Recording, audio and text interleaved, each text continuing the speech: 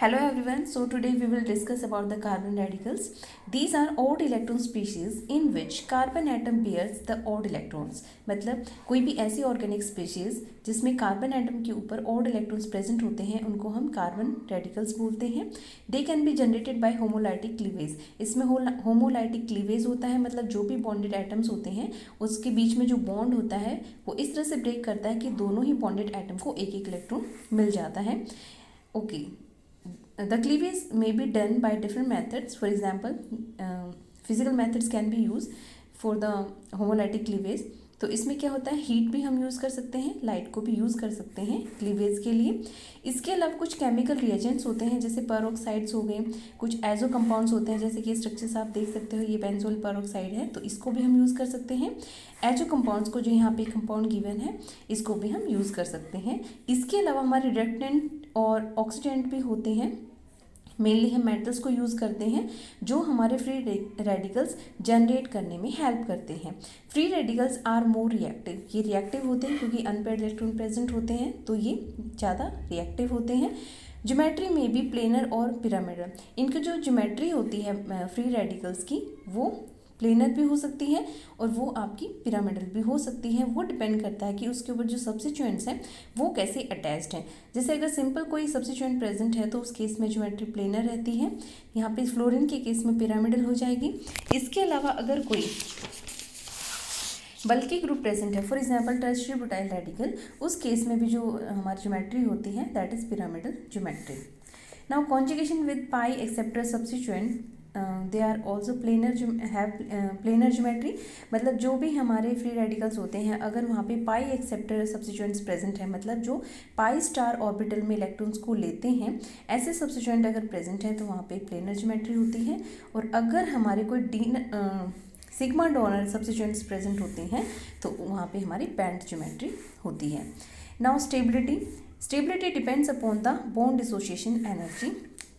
Bond dissociation energy inversely proportional to the stability of the free radical. मतलब जो हमारा कोई भी कंपाउंड है, ऑर्गेनिक कंपाउंड है, अगर वहाँ पे बॉन्ड डिसोसिएशन एनर्जी ज़्यादा होती है तो वहाँ से जो जनरेट हुआ है हमारा फ्री रेडिकल उसकी स्टेबिलिटी कम होती है. स्टेबिलिटी ऑर्डर अगर हम देखें तो यहाँ पे देखो टर्शरी, सेकेंडरी, प्राइमरी एंड ये सेम ऑर्डर है जैसा हमने कार्बोकेटाइन में देखा था.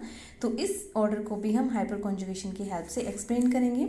तो जो हमने पहले वीडियोस की हैं उसमें हमने हाइपर कॉन्जुगेशन को डिस्कस किया है. तो यहाँ पे क्या होता है, बेसिकली जो अल्फा कार्बन है यहाँ पे जो अल्फा हाइड्रोजन्स प्रेजेंट होती हैं ये CH बॉन्ड जो है इसके साथ इंटरेक्शन करता है फ्री रेडिकल के साथ और ये बॉन्ड ब्रेक हो जाता है. बेसिकली यहाँ पे डबल बॉन्ड बन जाएगा और ये फ्री रेडिकल की फॉर्म में H यहाँ पे प्रेजेंट रहेगा. ओके. तो यहाँ पे देखो ये हुआ है, ये H radical as it is present है यहाँ पे और यहाँ से एक रेडिकल और ये रेडिकल यहाँ पे डबल बॉन्ड बना लेते हैं. तो इस तरह की स्पीशीज़ हमारी बनती हैं. तो टोटल अगर हम इस तरह से देखें तो टोटल रेजोनेटिंग स्ट्रक्चर्स यहाँ पे हो जाएंगे 4. सेकेंडरी के केस में यहाँ पे टोटल 7 रेजोनेटिंग स्ट्रक्चर्स होंगे. टर्शियरी के केस में टोटल 10 रेजोनेटिंग स्ट्रक्चर्स होते हैं. The unpaired electron is shared by the alpha hydrogen atom. Okay. तो हाइपर कॉन्जुगेशन में जो अल्फा हाइड्रोजन होती है उसके साथ इंटरेक्शन होता है हमारे फ्री रेडिकल इलेक्ट्रॉन्स का. Both electron attracting groups such as carbonyl, cyano and nitro and electron donating groups such as methoxy and dimethyl amino have stabilizing effect on a radical intermediate at an adjacent carbon, and this effect is known as push-pull or capitodative effect. तो basically होता क्या है, चाहे हमारे free radical पे electron withdrawing group present हो चाहे electron donating group present हो तो दोनों ही केसेस में हमारा जो फ्री रेडिकल होता है वो ओवरऑल स्टेबलाइज होता है. Okay. Radicals survive almost indefinitely called persistent radicals. तो बेसिकली जो जिनकी लाइफ थोड़ी लॉन्ग होती है, वैसे तो ये शॉर्ट लाइव्ड इंटरमीडिएट्स होते हैं बट कुछ जो लॉन्ग लाइव्ड होते हैं उनको हम परसिस्टेंट रेडिकल्स बोलते हैं. Stability of radical by both electron withdrawing, electron donating explain by molecular orbitals.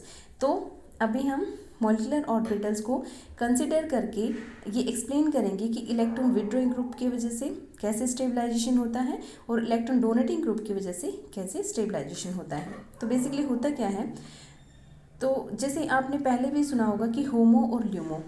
ठीक है। होमो means highest occupied molecular orbital and LUMO means lowest unoccupied molecular orbital. तो जब भी कोई रिएक्शन होती है या कोई ट्रांजिशन होना होता है या कोई कॉम्बिनेशन होता है तो बेसिकली होमो और ल्यूमो के बीच में ही इंट्रैक्शन होता है।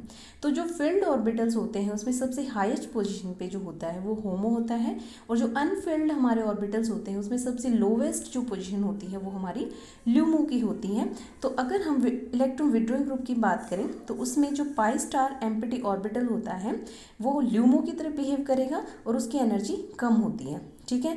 एनर्जी कम होगी तो ऑब्वियसली इंट्रैक्शन उसी के साथ होने वाला है।